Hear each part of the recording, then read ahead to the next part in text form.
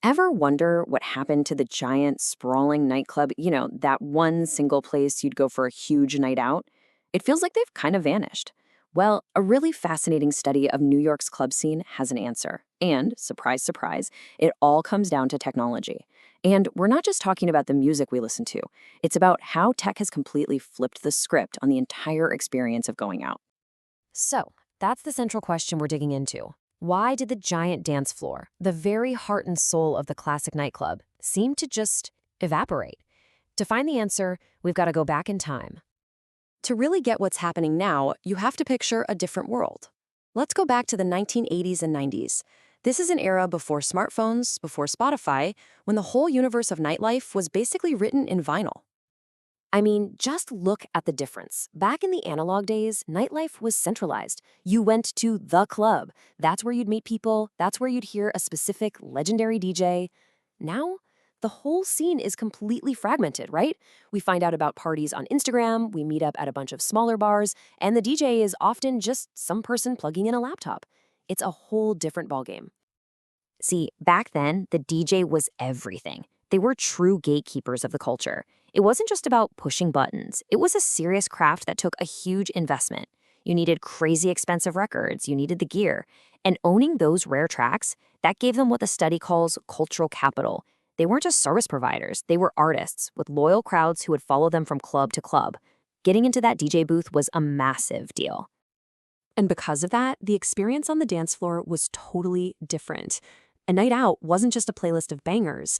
It was a narrative, a real journey. The DJs would spend hours carefully building up the energy, bringing it down, and taking the whole crowd on this shared emotional ride that, honestly, you just couldn't get anywhere else. And then, boom, everything changed. A couple of big waves of technology crashed onto the scene and completely blew up that established world. This was the beginning of the tech takeover. You can see how fast it all happened. We went from DJs lugging around these massive, heavy crates of vinyl to CDs, which were a little easier. Then the first big leap, digital systems like Serato, which let DJs mix MP3s using special turntables.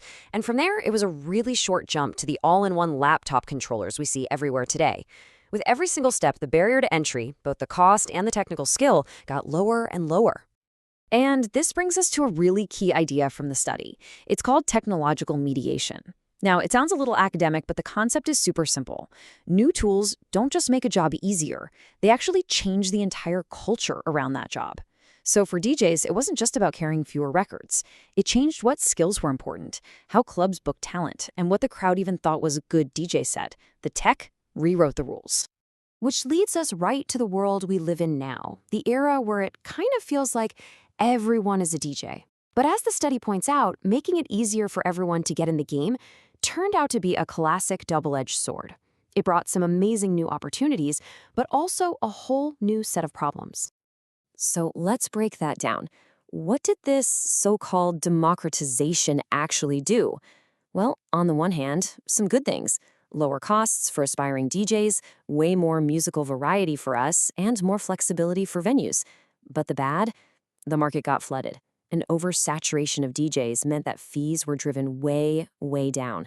And that special, almost magical mystique that used to surround the DJ, it started to fade away.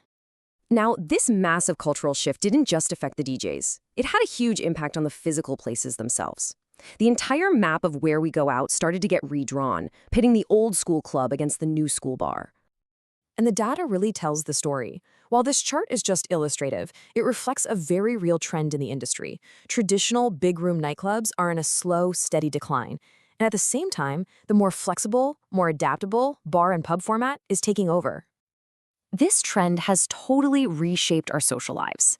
The slice of our nightlife pie that used to belong to that one big club has shrunk a lot. And what's replaced it? Well, it's been broken up into smaller pieces, local bars, house parties, or, let's be honest, sometimes just staying home. The central hub is gone, replaced by dozens of little satellites. There's a quote from the research that just perfectly captures the shift in the physical experience. It's how the actual feeling of dancing has changed.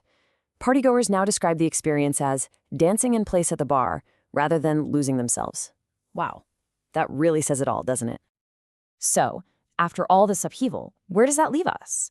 What does the future look like? The good news is, the study doesn't just leave us with a problem. It actually offers a path forward, a way for people to stand out in this new, super crowded, tech-driven scene. And the recommendations are pretty clear.